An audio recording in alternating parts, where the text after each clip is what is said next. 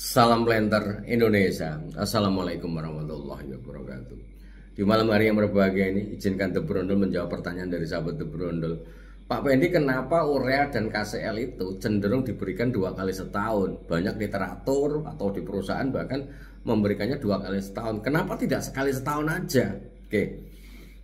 Maka kita hanya mengingat yang pertama adalah volume. Kebutuhan tanaman yang sudah menghasilkan itu kebutuhan utama paling besar untuk menghasilkan janjangan atau buah itu adalah kalium yang terdapat pada pupuk KCL dengan kadar yang ada di dalam pupuk KCL itu adalah 60% K2O. Kemudian yang kedua, unsur hara yang kedua yang dibutuhkan terbesar adalah nitrogen yang terkandung di dalam urea sebanyak 46% nitrogen. Dengan jumlah yang besar ini, pupuk jumlah yang diberikan cukup besar. Ketika diberikan sekali saja dalam setahun, dalam jumlah yang cukup besar, misalnya kita sampai 3 kg KCL dulu misalnya. Nah, KCL ini nanti akan ketika di dalam tanah, dia akan bereaksi dengan air dan akan membentuk akhirnya adalah ion K+. Lah, ion K+ ini yang nanti akan diserap oleh tanaman kelapa sawit. Nah, ketika diberikan dalam jumlah cukup besar, ion K+ ini, ion kalium ini itu akan menempel sebagian pada tanah liat kita. Tanah liat kita bermuatan negatif, dia maka begitu bereaksi dia akan nempel, terikat dalam tanah liat ini, akan terikat. Sebagian akan terikat. Pertanyaannya, kalau misalnya dalam jumlah yang cukup besar dan kapasitas kemampuan tanah liat ini minimal, sisanya kemana? Ya pasti akan terbuang oleh aliran permukaan lah, atau terbuang oleh yang lainnya. Adalah sangat mungkin terjadi. Mengingat bahwa KCL dan urea adalah pupuk yang memiliki higroskopis yang cukup baik atau besar, yang artinya bahwa urea dan KCL ini ketika dia kena uap air udara cap encer, apalagi kena air, sehingga ketika dipupukkan, bagaimana kita mengurangi faktor yang akan mungkin hilang ketika apalagi ini baru kaliumnya akan mungkin hilang aliran permukaan dibawa oleh air hujan kan, ataupun yang lainnya. Yang kedua, nitrogen. Ini lebih parah lagi. Urea ini ketika dia bereaksi dengan air nanti akan menghasilkan amonium NH4 ataupun yang nanti ketemu dengan oksigen ketemu dengan menjadi nitrat NO3 lah. Ini dalam jumlah cukup besar, sebagian juga akan terikat liat, sebagian juga akan mengalami faktor penguapan. Kok bisa Pak Pendi nguap?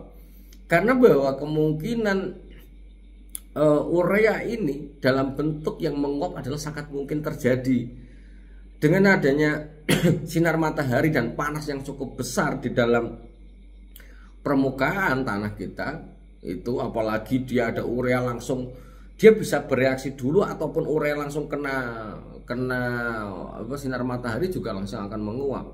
Sehingga ketika dia tidak terikat semuanya, maka ya menguap akan terjadi. Wong dia begitu pemupukan, faktor efisiensi urea mesti sebagian akan hilang menjadi amoniak atau menguap di udara. Sehingga dengan pemupukan 2 kali kita berharap seiring dengan kebutuhan tanaman, seiring dengan kemampuan tanah kita yang nanti menjerap sebagian itu, maka dibagilah menjadi 2 per semester itu sendiri. Seolah-olah memang pembagian 2 semester ini adalah untuk buah per 6 bulanan, tapi sebenarnya secara prinsipal adalah untuk mengurangi faktor kemungkinan hilang itu sendiri sehingga dibagi 2. Pak Pendi, bagaimana kalau dibagi 3? Ya nggak apa-apa. Misalnya kita mau pupuk KCL 3 kilo kemudian dibagi per 4 bulan sekilo ya nggak apa-apa. Yang penting 3 kilo gitu. Jadi kalau di dalam prinsip pemupukan yang harus dipahami adalah memupuk sedikit demi sedikit tapi secara berkala kan jauh lebih baik. Jadi mengingat sangat tergantung dari kemampuan tanah kita. Misalnya kalau kita ngomong NPK lah misalnya, Pak Pendi NPK ini mupuk katanya Pak Pendi dosisnya harus 7 kilo, dibagi berapa lebih baik? Kembali lagi 3 jauh lebih bagus daripada 2, 4 kali lebih bagus daripada 3. Mengingat kemungkinan faktor hilang yang akan terjadi itu akan sangat mungkin. Apalagi dengan NPK dengan kadar nitrogen yang cukup besar, nitrogen akan keluar pertama kali nih ketika dia kena matahari besar panas, ya dia akan banyak menguap. Sehingga apalagi yang kemarin beberapa kasus yang waktu yang lalu saya sampaikan, NPK juga banyak jenisnya.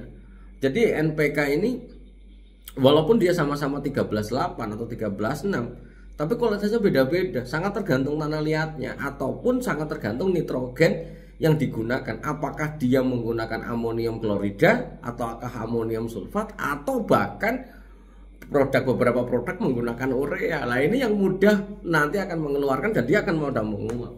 Ini menjadi catatan kita semua itu, karena ada beberapa yang kasus kemarin penggunaan 2,5 kg kok masih tegak dan alias ngaceng ini. Ya kenapa? Ya karena akan banyak menguap. Saya coba membandingkan beberapa nitrogen yang ada itu menguap. Wah, nah uap kayak gini ya banyak hilangnya.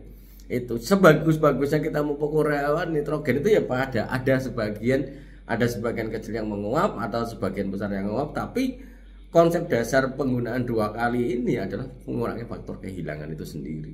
Itu sih yang mungkin dapat saya sampaikan pada kesempatan di malam hari yang berbahagia ini. Kemudian ada mungkin sedikit menambahi. Kemarin ada yang masih bertanya, padahal untuk sebuah kasus yang pernah saya sampaikan, Pak Pendi, urea subsidi sama urea non subsidi itu bagus mana sih? Ya ini susah menjawabnya dari sudut apa. Kalau urea subsidi dites di laboratorium ya sama 46%. Pupuk non subsidi, urea non subsidi dites di laboratorium juga sama dengan 46% nitrogen. Tapi pernyataannya, ini kalau boleh jujur sahabat Bro yang pernah pakai subsidi atau non subsidi, bagaimana dengan reaksinya? Apakah sama? Tidak. Jawabannya sebagian mesti akan jawab tidak. Kenyataannya bahwa urea subsidi walaupun dia 46%, pelepasan nitrogennya relatif lebih cepat dibandingkan yang non subsidi. Kalau lebih cepat bagaimana Pak? Ini kan lebih bagus, betul. Kalau memang terserap semua. Begitu dia rilis, dia akan banyak. Apakah dia akan membentuk nitrat yang diserap oleh tanaman kelapa sawit atau menjadi amoniak yang mungkin dia akan menguap di udara. Nah ini yang menjadi menjadi ulasan yang sangat sangat kompleks sampai dengan hari ini. Tapi memang banyak petani yang mengeluh, bahkan beberapa petani dari komoditas lain juga akan mengeluh. Nah ini yang nanti bisa menjawab adalah orang-orang yang berasal dari pembuat pupuk subsidi itu sendiri, sama atau tidak.